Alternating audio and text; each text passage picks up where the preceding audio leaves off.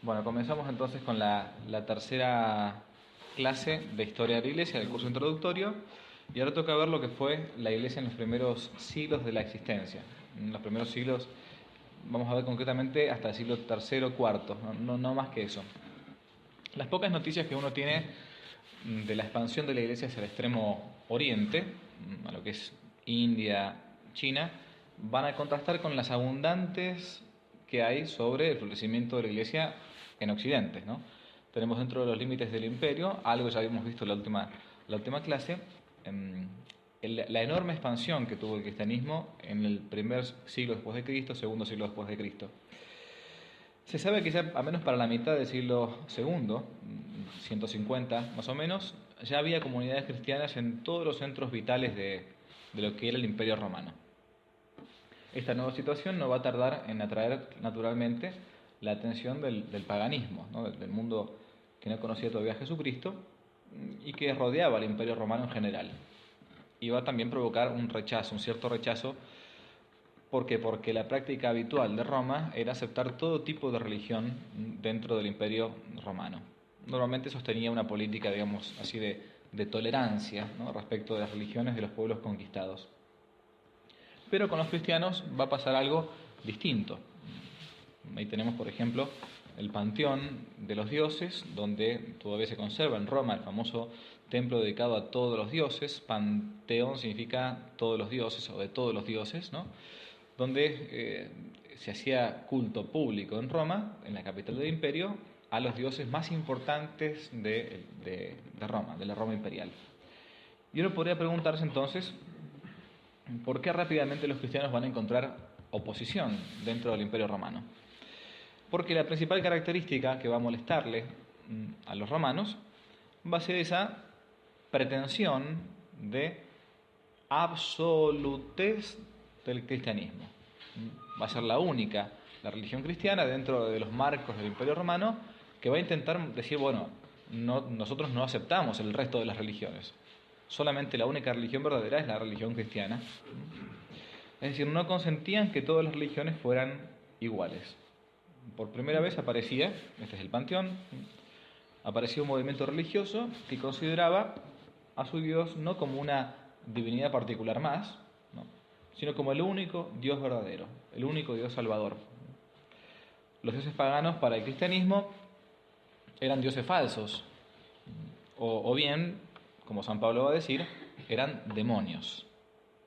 San Pablo va a decir en la carta a los Corintios, primera carta, capítulo 10, los que sacrifican, los gentiles, a los demonios y no a Dios sacrifican. Esta separación los va a presentar ante los paganos como enemigos de la civilización. El rechazo de los paganos se va a asociar a la hostilidad también del judaísmo, de la diáspora, los judíos contrarios al cristianismo, que no perdonaban a estos primeros judeocristianos su, entre comillas, apostasía respecto de la ley de Moisés. Y van a fomentar sobre todo la inquina de los paganos contra ellos. Lo mismo de hecho con el Mesías, si el árbol de la rama verde, ¿no?, hicieron esto, ¿qué más van a hacer con el fruto seco, con la rama seca? El templo del Panteón es uno de los tantos ejemplos, pero enseguida va a existir una cierta desconfianza de parte del paganismo respecto de los otros templos paganos.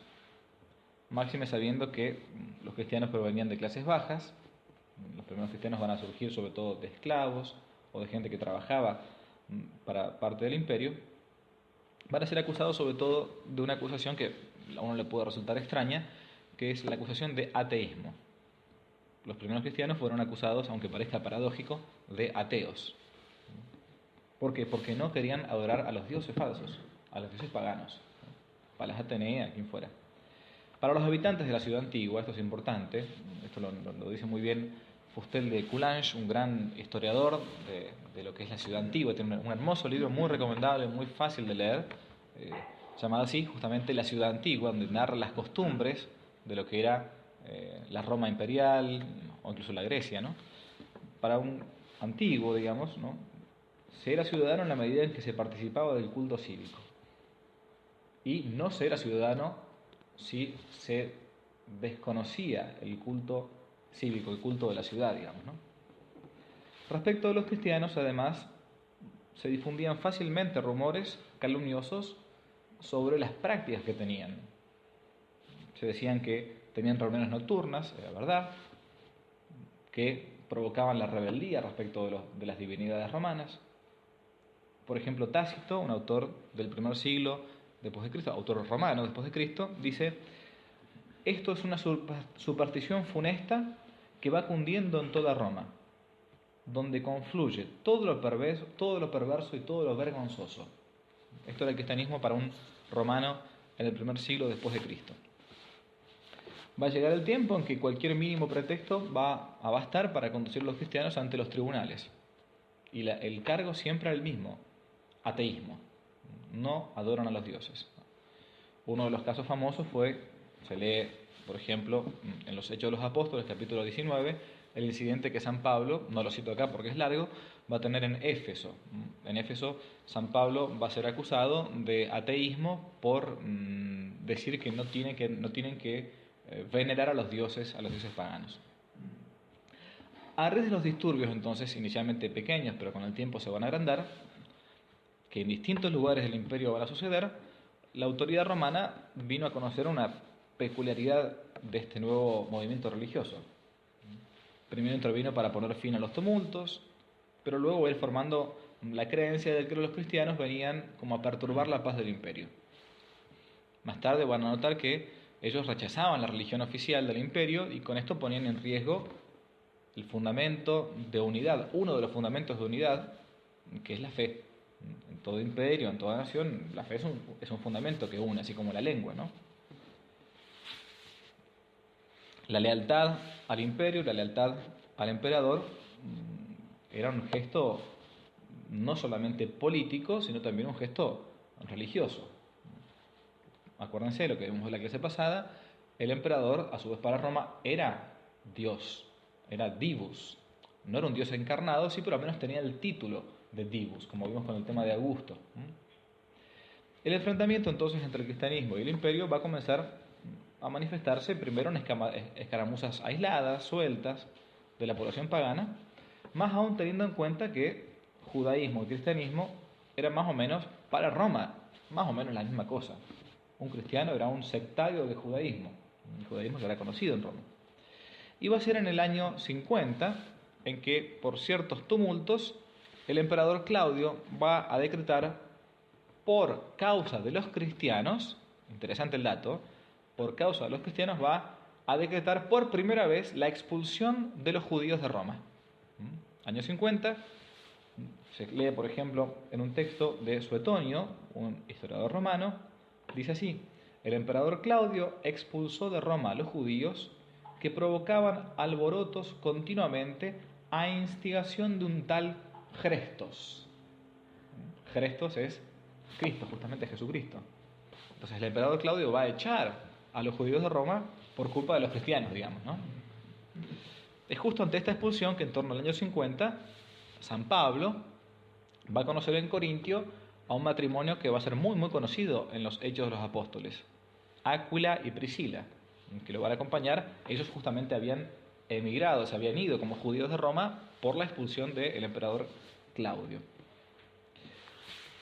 Van a comenzar entonces las persecuciones, las primeras persecuciones del imperio, que van a merecer pena de muerte. En total van a ser 4, englobándolas a modo de resumen simplemente, las grandes persecuciones que va a tener el cristianismo bajo el imperio. En estas primeras 4 siempre la causa general va a ser esta acusación de ateísmo, pero en segundo lugar la persecución del judaísmo contra los cristianos que están instigando al mundo pagano para que fuesen perseguidos. La primera persecución, yo la menciono, después vamos a verla un poco más con detenimiento, va a ser la del emperador Nerón, el famoso emperador Nerón, la segunda la de Domiciano, la tercera la de emperador Trajano, emperador español, y la cuarta y última la de Marco Aurelio, entre otras. También la de Diocleciano, vamos a nombrar algunas de estas. ¿Cuáles eran las acusaciones en general respecto del ateísmo de los cristianos? En primer lugar, que eran exclusivistas. Valga la pena acá hacer una especie de paréntesis. Muchas de estas cosas de las que uno está, porque siempre la historia hay que verla en perspectiva contemporánea, ¿no? Como decía un autor italiano, toda historia es historia contemporánea. Es imposible escindir, dejar de lado la historia antigua y la historia moderna, ¿no? Entonces es interesante que uno haga el paralelo con nuestro cristianismo actual. Primera acusación: eran acusados de exclusivistas, es decir, hoy podemos decir de intolerantes, digamos, ¿no? O sea, que no aceptaban que otras religiones fuesen también, ¿no?, válidas, lícitas. Simplemente para un cristiano los dioses paganos eran demonios, eran falsos, no existían, era una idolatría, punto, sencillo. Su culto era ineficaz, por lo tanto no había que hacer ningún tipo de culto a Apolo o a Jano o a quien sea. En segundo lugar, promovían la reyesía de Jesucristo. No solamente había que rendir culto privado, sino que Cristo tenía que intentar reinar en toda la sociedad. Eso es la reyesía, Cristo es Rey, ¿no? Lo vemos nosotros en la fiesta de Cristo Rey. Solamente a Él se le puede rendir un culto verdadero. En tercer lugar, aunque parezca cómico, se los acusaba de proselitistas. Proselitistas. No se quedaban encerrados en sus casas, sino que hacían apostolado activo, una abierta propaganda de su fe para convencer a los demás. Esto que algunos dicen que puede ser un pecado, realmente no lo era, al contrario. Se decían que eran como ateos e impíos. ¿Por qué? Porque rechazaban la religión oficial, se negaban a adorar a los dioses del Estado romano. También se los acusaba de una superstición extranjera. Venían de afuera, venían de judaísmo, no era algo de tradición romana. La religión que practicaban no era reconocida todavía oficialmente por el Estado romano. Cometían sacrilegio, muchos de ellos, porque más de una vez rompían, sacrilegio para los romanos, porque destruían los templos, o destruían, mejor dicho, las estatuas de dioses falsos, ¿no? Así como uno dice, bueno, hoy por hoy uno destruye la estatua de, no sé, de Gauchito Gil o de, qué sé yo, lo que puede ser en Argentina. Bueno, eran tildados de sacrílegos porque rompían un templo pagano. En el caso famosísimo de, por ejemplo, San Patricio, que destruyó varios dioses falsos en Irlanda, es uno de los tantos ejemplos que uno podría dar. Y eran acusados de un delito, del delito de lesa majestad. Acá tenemos alguna imagen de destrucción de templos, ¿no? El delito de lesa majestad era no prestar el culto debido al divus emperador, al divino emperador, ¿no? ¿Qué significaba no pagar el culto debido? Especialmente no pagar una moneda llamada la dracma dedicada al emperador en calidad de divus imperator, de divino emperador, ¿no? Claro, no podían decir, no puedo yo entonces estar reconociendo implícitamente con el pago de un impuesto para solventar la divinidad de alguien que no es Dios. Por último, uno podría también, una de las tantas que se podría plantear es que eran acusados de practicar la magia. ¿Por qué la magia? Porque decían que expulsaban demonios, que guardaban y conservaban libros sagrados en lugares escondidos, la Biblia, las Sagradas Escrituras, que ahí contenía el tesoro. Entonces, bueno, para un romano hay que imaginarse que todo esto era bastante extraño. Bien. Los edictos de los emperadores conservaban siempre la fuerza de la ley y prohibían la profesión pública de fe cristiana. Y van a hacer que los cristianos tengan que escoger o entre la apostasía o la condena legal.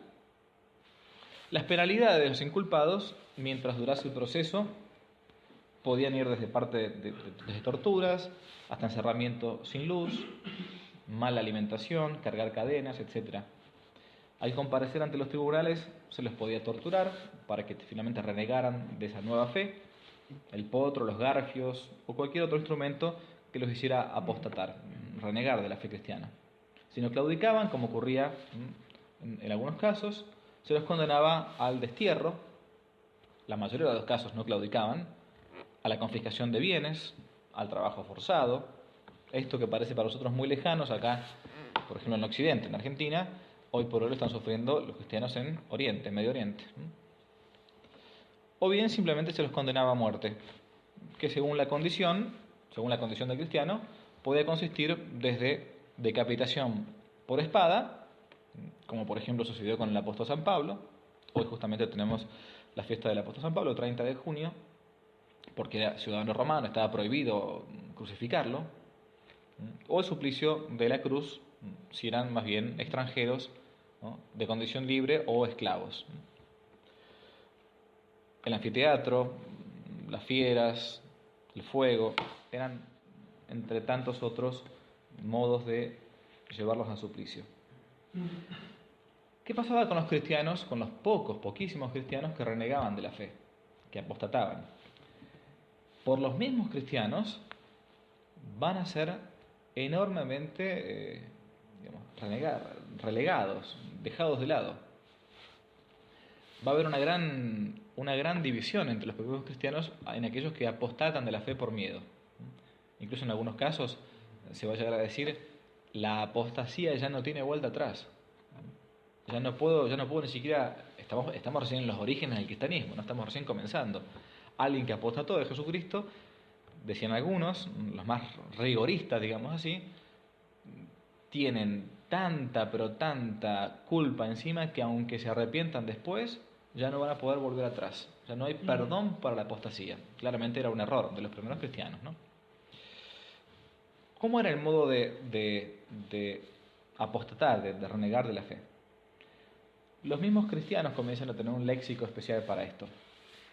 Quienes renieguen de la fe van a ser llamados genéricamente, así de modo genérico, los lapsi. En latín, lapsus, como nos llegó hasta ahora por la psicología, es una caída, ¿no? Lapsi eran los caídos, los que habían caído, los que realmente habían apostatado. Estos eran los lapsi en general. Y entre estos se dividían, entre los que renegaban de la fe, en tres grandes grupos, ¿no? Los sacrificati, los turificati y los libellatici. ¿A quienes llamaban sacrificati? A los que cometían el acto de apostasía de sacrificar alguna ofrenda clarísimamente de modo externo a los dioses paganos o a algún dios pagano. Los turificati, por turífero, viene de ahí del turíbulo, del incienso, ¿no? En fin, los que apostataban de su fe con el solo hecho de tocar o agarrar un granito mínimo de incienso y colocarlo en el lugar del fuego sagrado de X divinidad. Y por último, los más, hipócritas o políticamente correctos, que querían quedar bien con Dios y con el diablo, los llamados libellatici, que eran los que pagaban por un libelo, por un certificado, sin haber hecho el acto, ¿no? Un certificado de, bueno, yo hice esto, aunque no lo hice, ¿no? Es como si fuera una especie de coima para poder tener un certificado de buena conducta, digamos, ¿no? Algo así.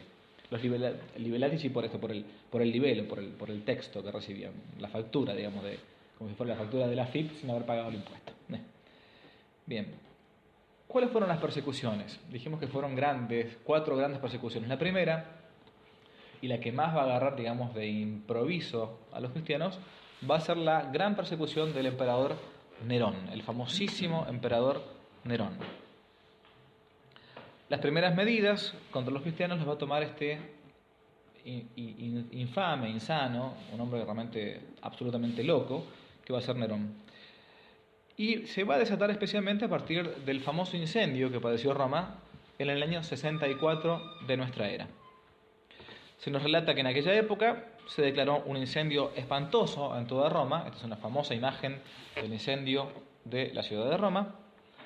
Los incendios eran frecuentes en Roma, era la capital del imperio, imaginémonos, absolutamente cosmopolita, muchísima gente pobre iba a vivir, como en todas las capitales, a los lugares, a la capital del imperio, quiero decir. Y en el año 64, concretamente en el mes de julio del 64, en los alrededores del Circo Máximo, hoy estaría como un poquito a las afueras, hoy por hoy no, en aquella época mejor dicho, como las afueras de Roma, se encontraban muchos barrios humildes, digamos hoy villas, miserias, digamos las favelas, ¿no? En ocasión de un incendio que se desató en el año 64, es que va a comenzar una gran persecución contra los cristianos. De los 14 barrios que existían en Roma, 10 van a perecer por las llamas en aquel momento.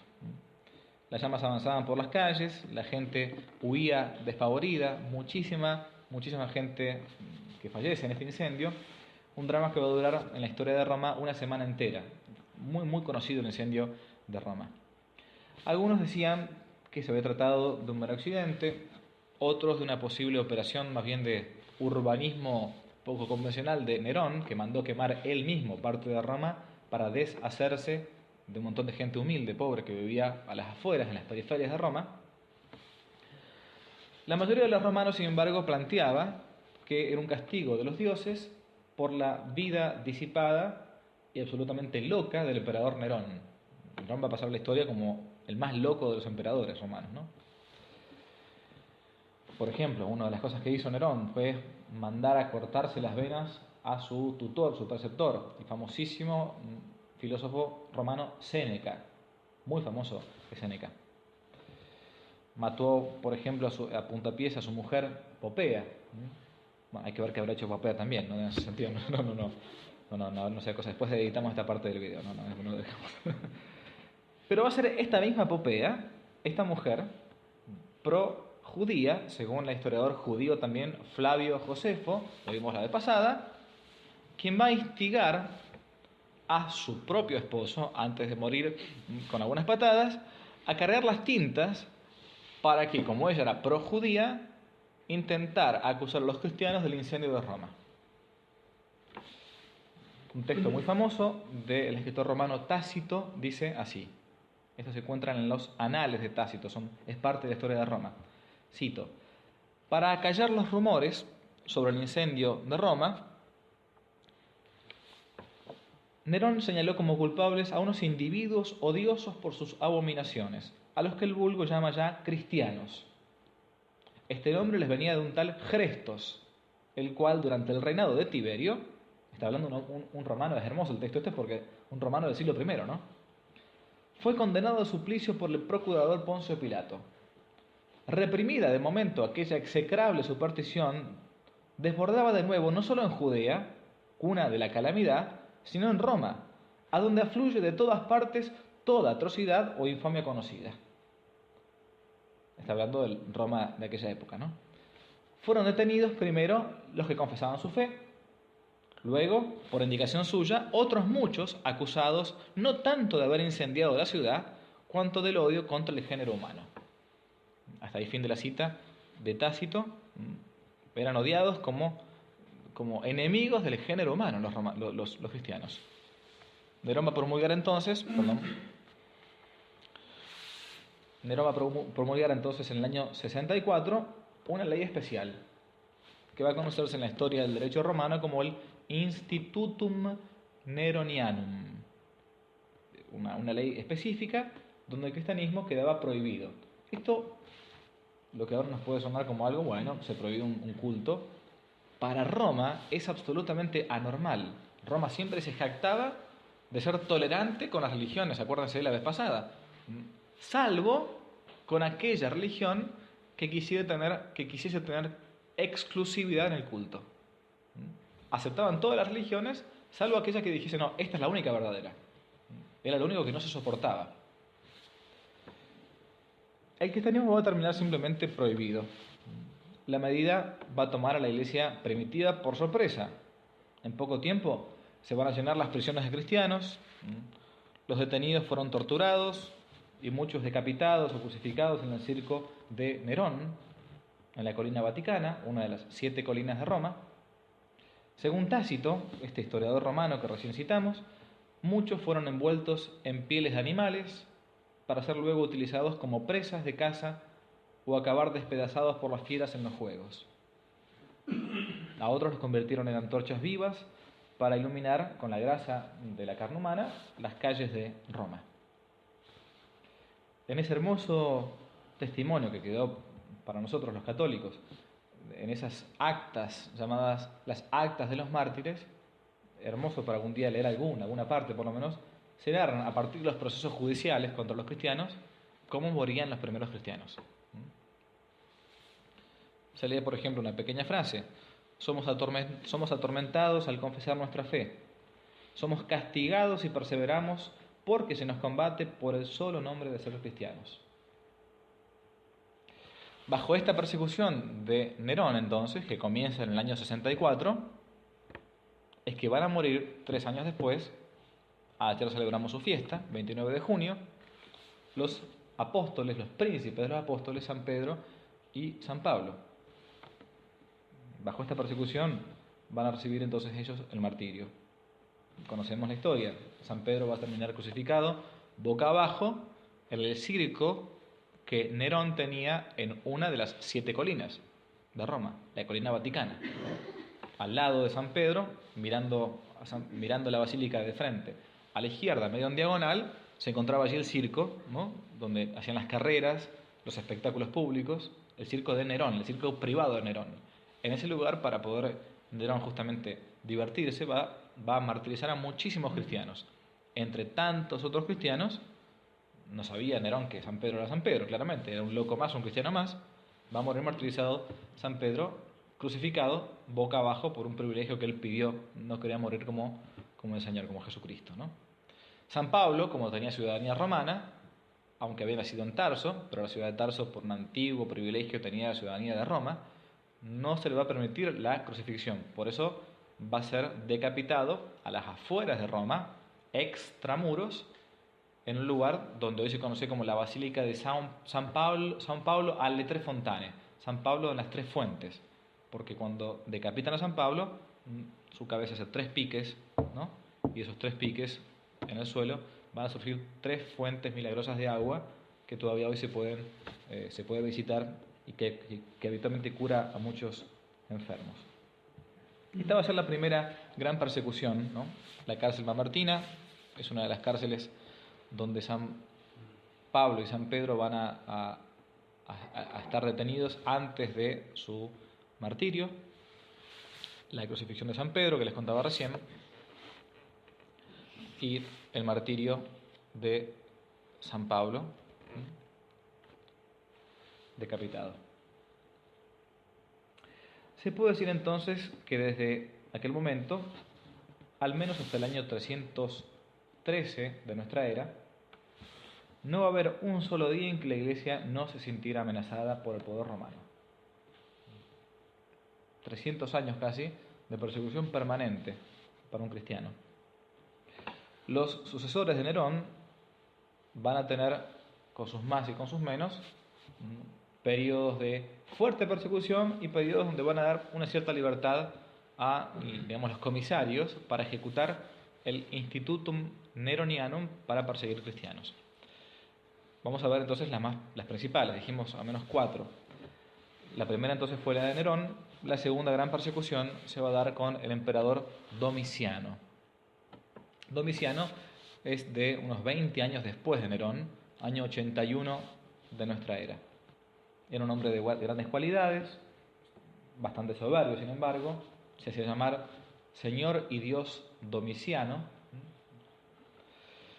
Defendió la religión nacional como algo propio de Roma, especialmente contra el proselitismo de los cultos que venían de Oriente, y hacía guardar siempre con rigor todas las tradiciones romanas. Va a tomar él mismo la iniciativa de buscar y castigar a los cristianos, permitiendo algo único en el derecho penal romano todavía, que era que se podía denunciar anónimamente a una persona. Eso es algo que ni siquiera la Inquisición permitía. La Inquisición después medieval va a decir que toda denuncia que se haga en contra de una persona, aunque me vaya del tema, vale la pena el paréntesis apologético histórico. El que denunciaba a alguien a la Inquisición tenía que someterse a la pena o la ley del talión. Si era falsa la denuncia que hacía, la pena que se debería aplicar a la persona acusada le cabía a uno. Entonces cada uno se cuidaba bastante. Bueno, con el emperador Domiciano el derecho penal va a dar un cambio en Roma. se permitía la denuncia anónima contra cristianos, cosa que es caótico esto. Nadie sabe quién se hace cargo de la denuncia penal. El motivo de la persecución o del brote de persecución de Domiciano va a ser el hecho de que los cristianos se negaban a pagar una moneda llamada didracma. Didracma era una moneda especial, eran como 2 dracmas, y esa didracma que era destinada, que era obligada a pagar a los judeocristianos, llamémoslo así, era destinada para construir o terminar de construir el templo dedicado a Júpiter que se estaba dedicando en el mismo lugar donde se había destruido el templo famoso de Salomón. La clase pasada vimos la destrucción del templo de Salomón. En ese mismo lugar se va a construir primeramente un templo dedicado a Júpiter. Era una especie de mojada de oreja a los judíos, ¿no? Bien. Por esta época va a sufrir un intento de martirio el apóstol San Juan. Vamos a ver enseguida una imagen. Les quiero leer nada más que una frase breve de esta época del escritor ya cristiano Tertuliano. Decía así Tertuliano: los cristianos tienen la culpa de todos los males. Si el río Tíber se desborda o el río Nilo no riega sus campos, si el cielo está nublado, si la tierra tiembla, si hay hambre o guerra o peste, enseguida los paganos gritaban: a los leones los cristianos, mueran los cristianos. Todo era culpa de un cristiano. En esta época entonces San Juan va a sufrir el intento de martirio. Hay una pequeña iglesia, según la antigua tradición, medio a las afueras de Roma, donde San Juan, detenido desde Éfeso y llevado hasta Roma, en el año 95, va a ser arrojado a una caldera de aceite hirviendo o lo que se llama la iglesia de San Giovanni ad Portam Latinam, San Juan en la puerta latina. En ese lugar, una puerta, la vía latina. San Juan va a salir ileso y va a ser desterrado a la isla de Patmos, donde finalmente va a morir. Vamos a ver ahora una pequeña parte con un poco de audio de un video para que uno más o menos vea cómo funcionaba la situación en época cristiana. Es un extracto de una película muy recomendable, una antigua película llamada Quo Vadis, de la década del 60, por ahí más o menos. Esta es una versión de hace muy poquito, hecha por unos polacos, ¿no? Vamos a ver si funciona. La novela Quo Vadis es de un autor polaco llamado Sienkiewicz, ¿no? Y hace poquito nomás unos polacos han hecho una reedición de esta película. Vamos a ver si anda bien.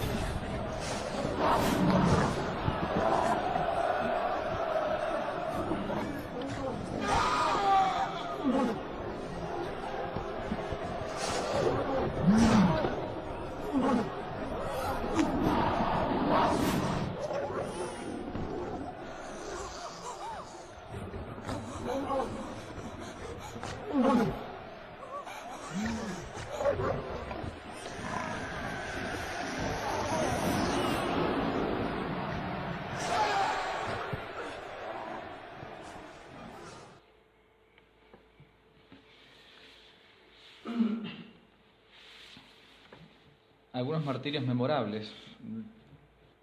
San Ignacio de Antioquía, martirizado también por esta época, en Roma, probablemente fue el niño a quien Cristo llamó para poner de ejemplo de inocencia, de humildad, que ustedes seguramente recordarán del Evangelio de San Mateo. Dice el Evangelio de San Mateo, capítulo 18, Cristo llamó a un niño, lo puso en medio de ellos y dijo: os aseguro que si no os hacéis como niños, no entraréis en el reino de los cielos. Su testimonio hasta el día de hoy sigue emocionando a quien lo lee. Se lee cada vez que es la fiesta de San Ignacio de Antioquía en el oficio de lectura, en la liturgia de las horas, ¿no? Dice: yo estoy escribiendo a todas las iglesias y a todas les encarezco lo mismo, que moriré de buena gana por Dios con tal que vosotros no me lo impidáis.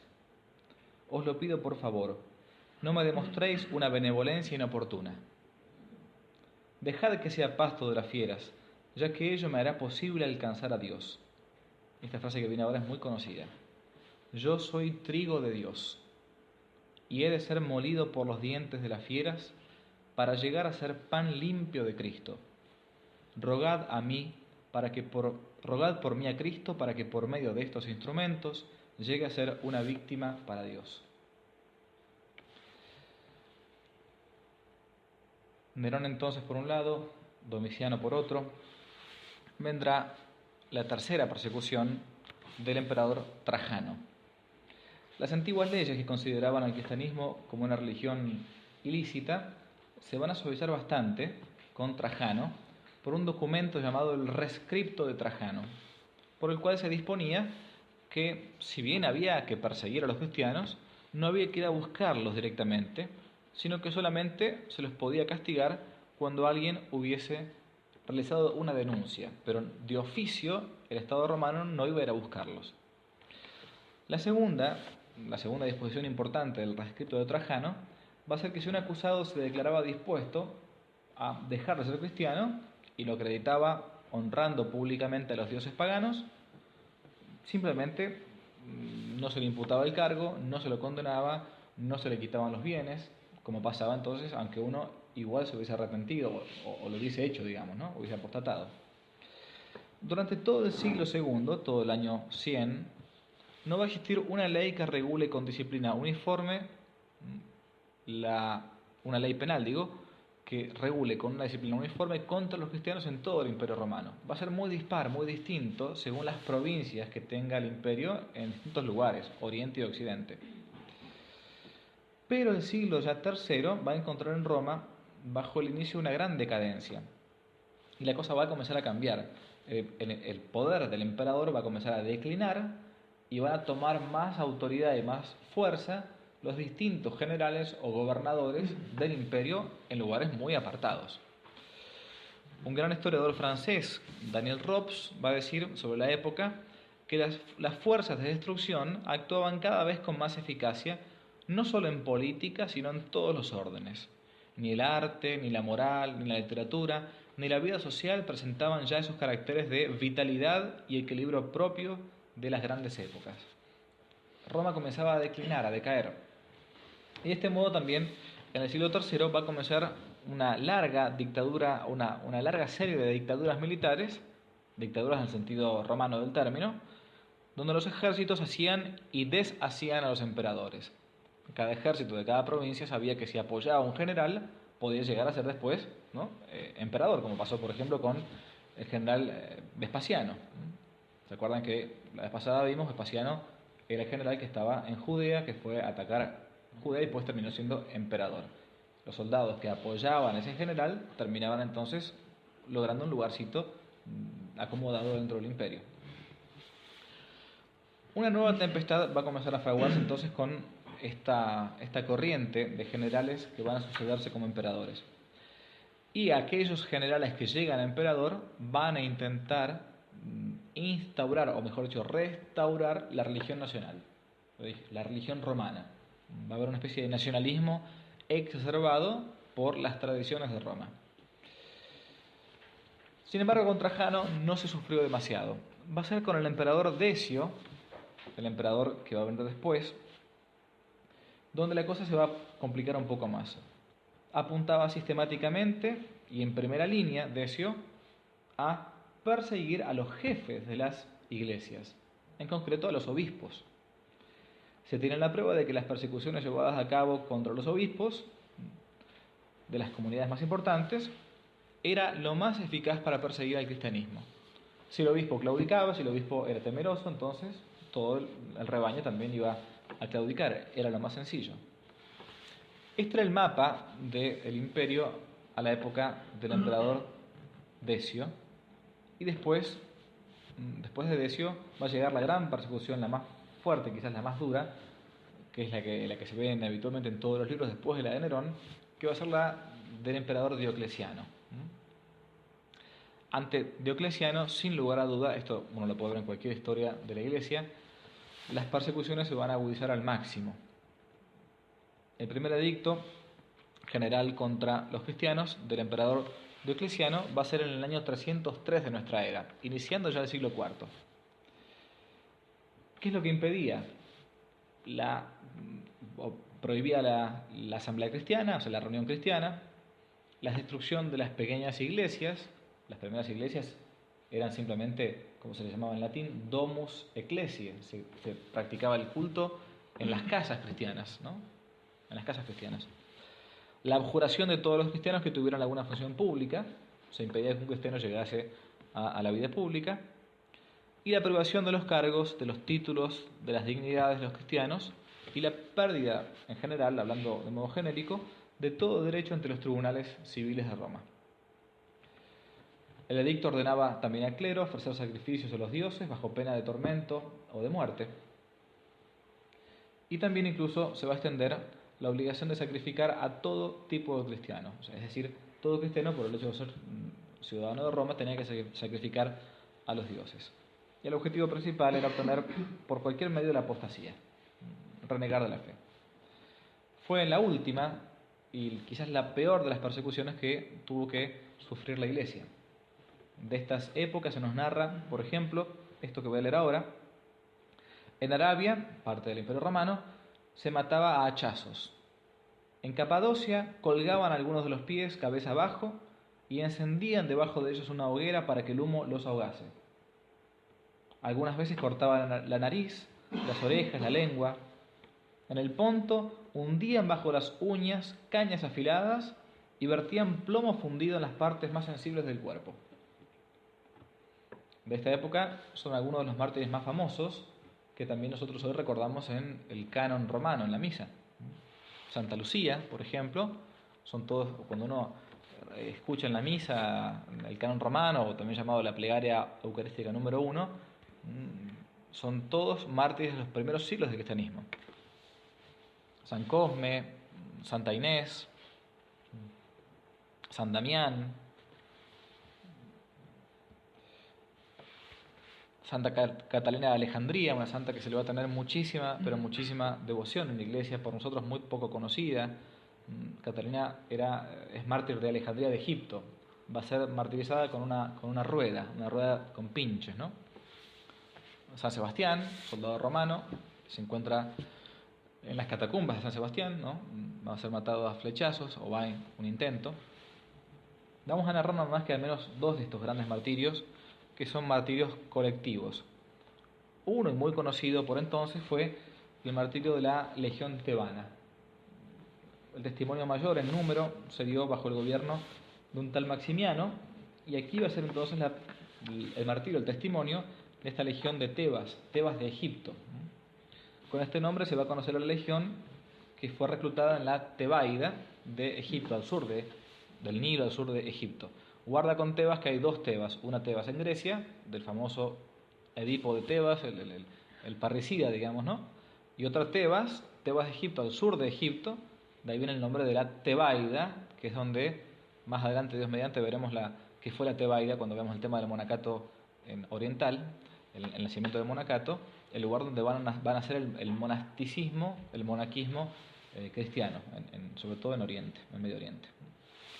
De esta región era compuesta esta legión, estaba al frente de San Mauricio y dos oficiales subalternos que van a ser conocidos con el nombre de San Exuperio y San Cándido, de ahí Saint-Exupéry, ¿no? El autor del Principito, San Exuperio, el apellido viene probablemente de acá. Esta legión, por orden del emperador, va a ser diezmada al menos 2 veces, es decir, se echaba suerte sobre 10 hombres y a los designados se les cortaba la cabeza. Y posteriormente va a ser exterminada en su totalidad. Eran alrededor de 6.000 hombres. Este es un famoso cuadro, el que está aquí en pantalla, del Greco. Se encuentra en el monasterio del Escorial y fue mandado a pintar por Felipe II. El famoso rey emperador de España, Felipe II, era muy devoto de la legión tebana, la legión San Mauricio y la legión tebana. Este hecho va a ocurrir en Agaum, en la ciudad hoy llamada Saint-Maury, en Suiza, y va a ser inmortalizada por este cuadro muy famoso del Greco. Otro martirio grande, muy conocido, y yo intento siempre contarlo, narrarlo, ¿no? Porque es poco conocido por nuestra época, que es la llamada Legión Fulminata, llamada así, o también los 40 mártires de Sebaste. Era época de sangrientas persecuciones, año 312, y se encontraba entonces esta legión que se había convertido en masa, como era antiguamente, al cristianismo. Se convertía en general, se convertían todos los soldados entonces de su legión. Asia Menor estaba encomendada principalmente a la legión número 12 de Roma, llamada la Legión Fulminata, que debía operar sobre todo en la zona de Sebaste, Armenia, lo que es hoy Armenia, donde había un gran número ya de cristianos. Armenia es la primera nación que se convierte en masa en Oriente al cristianismo. En Occidente va a ser, ¿no?, Francia, por eso se le llama Francia la hija primogénita de la Iglesia, pero en realidad los franceses, quizás a veces por pedantería, dicen somos los primeros, pero en realidad es Armenia. A menos en Occidente sí, son los francos, los franceses, ¿no?, que se convierten con Clovis, con Clodoveo. Pero en la zona de Oriente ya Armenia era una nación donde había una gran cantidad de cristianos a principios del siglo IV. Por entonces se nos narra lo que San Gregorio de Niza, uno de los grandes padres de la Iglesia de los primeros siglos, fue lo que pasó con la Legión Fulminata. El prefecto trató de intimidar a estos soldados para que renieguen de su propia fe. Así narra San Gregorio lo que sucedió. El prefecto pensaba, dice San Gregorio, si los amenazo con la espada, no reaccionarán porque están familiarizados con aquella desde su infancia. Eran militares. Si los someto a otros suplicios, los sufrirán generosamente. Tampoco sus cuerpos, curtidos por el sol y el aire, temerán el martirio del fuego. El prefecto se encontraba con una dificultad. ¿Cómo los martirizo a estos hombres? Pensó entonces en un suplicio más molesto y más largo. Eran 40 soldados cristianos, firmes en su fe. Serían condenados a morir de aterimiento, es decir, de congelamiento. En pleno invierno, desnudos, serán introducidos en un estanque helado hasta morir. El lugar elegido para la ejecución, para dar incluso mayor impresión a los mártires militares, era el amplio patio delante de las termas de Sebaste, desde donde los condenados veían el vapor del calidarium, el lugar donde surgía, ¿no?, del agua termal caliente, el agua caliente. Era como una invitación a la apostasía. Bastaba con salir del agua fría, pasar al calidarium, y simplemente esa era la única prueba que les pedía el prefecto. Bastaban solo algunos pasos. Las horas corrían y ninguno de los condenados se alejaba de la explanada helada. San Basilio Magno, otro padre de la Iglesia, nos cuenta que se animaban mutuamente a permanecer fieles con esta oración: Señor, 40 entramos en la batalla, 40 coronas te pedimos. Los soldados que los custodiaban asistían como estupefactos a esta escena. De repente, uno de los condenados, extenuado por los espasmos, salió del estanque y, arrastrándose como pudo, se dirigió hacia el calor de los baños termales, apostatando así de su fe. Se hizo un silencio aterrador, pero los mártires seguían diciendo: Señor, 40 entramos en batalla, 40 coronas te pedimos. Eran 39. 40 entramos en batalla, 40 coronas te pedimos. Consternado por la escena, uno de los verdugos, movido por la entereza de los mártires, se despojó de su armadura, se lanzó al lago helado y gritó con ellos: Señor, 40 entramos en batalla, 40 coronas te pedimos. Este es el martirio emocionante de los mártires de la Legión Fulminata. El testimonio de los mártires fue gigantesco. Por eso Tertuliano va a decir esta famosa frase, que la sangre de los mártires es semilla de nuevos cristianos. Los paganos se van a cansar de matar, pero antes se van a cansar de matar antes que los cristianos de morir. Junto al testimonio de la palabra, el testimonio de la sangre confirmaba la veracidad de la Iglesia. No existía gente que muriese por su fe. Pronto los cuerpos de los mártires y el lugar donde habían sufrido el martirio se van a convertir en objeto de culto especial. Los primeros cristianos van a comenzar a tener una gran veneración por aquellos que morían por Cristo. Fue la primera forma del culto de los santos que se conocen y de las reliquias, ¿no? Al término del relato de la pasión de otro santo padre de la Iglesia, San Policarpo, se lee: recogimos sus huesos de mayor valor que las piedras preciosas, más estimados que el oro, y los depositamos en un lugar que fuera digno de ellos. Allí es, en la medida de lo posible, donde con la ayuda del Señor nos reunimos para celebrar alborozados el aniversario de este día en que por el martirio Policarpo nació para Dios. Así van a comenzar las fiestas de los primeros santos. Se va a establecer entonces el uso de celebrar el santo sacrificio de la misa sobre las tumbas de los mártires. Por eso hasta el día de hoy entonces en toda iglesia, en todo altar, se coloca el ara, un pequeño cuadradito, cuando se consagra el altar, donde se colocan las reliquias. Esto viene ya de los primeros siglos del cristianismo.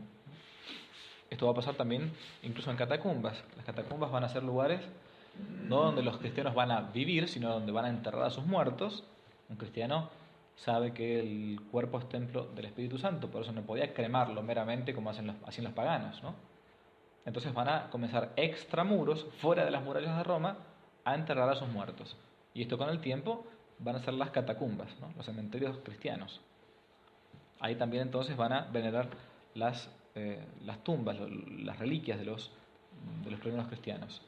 Un detalle, pero cuando San Pedro y San Pablo fallecen, no van a ser enterrados San Pedro en el Vaticano, como está ahora, ni San Pablo en la Basílica de San Pablo extramuros, el tipo de paganismo. San Pedro va a ser crucificado en el circo de Nerón, en la colina vaticana, y los restos de San Pedro y San Pablo van a ser trasladados todos a catacumbas. Van a estar 300 años en catacumbas los restos de los primeros apóstoles. Después, con el tiempo, ya con la época cristiana, van a ser llevados entonces a los lugares que hoy conocemos, la Basílica de San Pedro en Vaticano, la Basílica de San Pablo. Los verdaderos vencedores, ¿no?, de este conflicto de 3 siglos claramente fueron los mártires. Se calcula que durante los primeros 3 siglos del cristianismo hubo alrededor de 7 millones de mártires en todo el Imperio Romano. Tertuliano, ya cristiano, llegó a dirigir contra los perseguidores que calificaban de secta al cristianismo estas palabras: no destruiréis nuestro grupo. Sabedlo bien, cuando creéis que lo herís, lo fortificáis. Algunas imágenes de catacumbas, los primeros lugares donde los cristianos van a recibir la sepultura. Martirios memorables, muchos de estos: Santa Cecilia, casi todos por negarse a entregar su virginidad o a casarse con un pagano o a apostatar de su propia fe. Un martirio muy conocido es el de Santa Cecilia.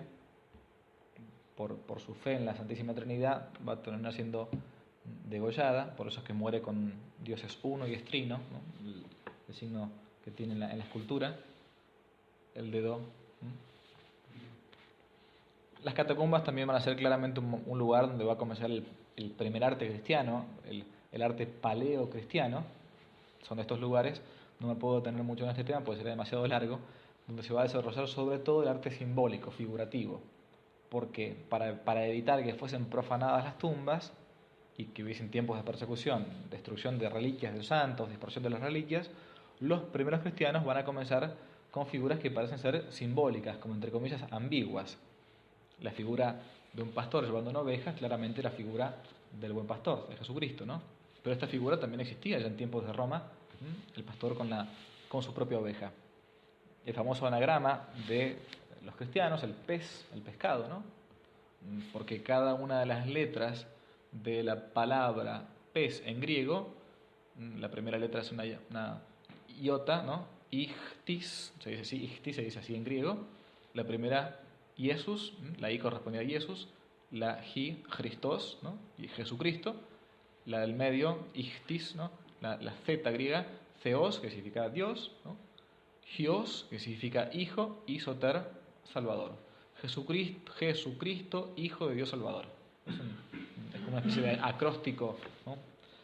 Por eso con el P simplemente en una puerta o en una tumba era bastante para decir que era una persona cristiana. No nos detenemos mucho en esto. Vamos a llegar entonces ya al final de esta clase con el advenimiento del emperador Constantino. Si algún día van a la Basílica de Luján, aquí en Argentina, en Buenos Aires, y entran a la Basílica de Luján, la primer capilla de la Basílica de Luján, a mano derecha, van a encontrar un vitral extraño, donde dice San Constantino. San Constantino estrictamente no fue declarado nunca santo, y al lado de San Constantino, con más detalle, San Carlomagno, tampoco fue declarado santo. 2 emperadores, uno romano y el otro también romano, pero ya más bien de franco, o alemán-francés. Como la Basílica de Luján acá en Argentina fue hecha por franceses y según la tradición galicana francesa se le tenía una gran devoción a Constantino por lo que hizo por los cristianos y a Carlomagno después, cuando los franceses hicieron los vitrales de la Basílica de Luján pusieron San Constantino y San Carlomagno, pusieron los vitrales como si fueran santos. Si algún día van, acuérdense, primeras 2 capillas, cuando apenas uno entra a la derecha, ahí se encuentran los vitrales de San Constantino y San Carlomagno. ¿Por qué esto de San Constantino? En el año 305, Diocleciano va a renunciar inesperadamente al título de Augusto. Y a partir de acá se va a desatar una batalla por la sucesión del imperio, del emperador. Al menos 2 contrincantes, para resumir, son los que van a tratar de disputarse el título. Un general llamado Magencio y Constantino. Constantino había sido educado en una corte pagana, pero era de madre cristiana. Santa Elena, su propia madre, ya era cristiana. Él se había incluso rodeado de gente cristiana, aunque él se declaraba todavía agnóstico, o al menos pagano, para no decir ateo. Lactancio, un gran poeta romano, va a ser consejero, por ejemplo, de Constantino. Finalmente, en el año 312, se van a enfrentar tanto el general Magencio como el general Constantino a las afueras de Roma, en las cercanías de un puente llamado el Puente Milvio. Se conoce esto en la historia de Roma como la famosa batalla del Puente Milvio. En este lugar, entonces, va a ser el famoso enfrentamiento entre Constantino y Magencio. La batalla era totalmente desigual. Constantino tenía 40.000 hombres, Magencio alrededor de 100.000, y por una inspiración del emperador el general Constantino todavía, él creía que debía cambiar sus estandartes de lucha para poder vencer. No tenía muy en claro esto. Santa Elena, su madre, venía insistiendo que se convirtiera al cristianismo. Constantino todavía no lo hacía, hasta que públicamente, esto fue un milagro público, Constantino tiene esta visión que ustedes tienen ahí. Ve en el cielo algunos hablan de una cruz nada más, otros hablan de una J con una Ro, el símbolo de Cristo, el llamado crismón, con esta inscripción: in hoc signo vinces, que significa en este signo, con este signo vencerás. Cuando Constantino ve eso, y ya con toda ese trabajo previo de su madre y de los consejeros, dice, bueno, acá algo pasa, estoy en baja en cuanto a la cantidad de soldados, cambiemos el signo de nuestros escudos por el crismón, por el signo del cristianismo. Manda hacer eso como todo militar a todas las tropas, todos colocan el crismón en el escudo, y en la batalla famosa del Puente Milvio va a terminar entonces venciendo el emperador Constantino contra Magencio, contra el general Magencio, y va a terminar siendo declarado emperador de Roma. A partir de esta gran batalla de Constantino contra Magencio, va a mandar construir uno de los más famosos arcos del triunfo que se encuentran en Roma. De hecho, el más famoso arco del triunfo que se encuentra en Roma, que es el arco de Constantino. Se encuentra al lado del Coliseo, un arco hermosísimo, ¿no? Después, con el tiempo, yo creo que eso lo he contado en la clase anterior, con el tema del arco de Tito, se hacía ese arco y se pasaba por debajo de ese arco como signo de victoria, de una entrada simbólica a Roma. Constantino, ya entonces, al haber subido al trono, va a decidir bautizarse, pero no todavía. Era común por entonces que cuando los cristianos se daban cuenta que el bautismo borraba el pecado actual, el pecado original, muchos decían, bueno, entonces espero hasta el final de mi vida y me bautizo en el lecho de muerte, cosa que vivo la dolce vita hasta el final. El tema es que uno nunca sabe cuándo es la fecha de vencimiento, si no es muy sencillo. Constantino va a ser finalmente bautizado, pero al final de su vida, cuando está bastante enfermo, pero va a morir finalmente cristiano.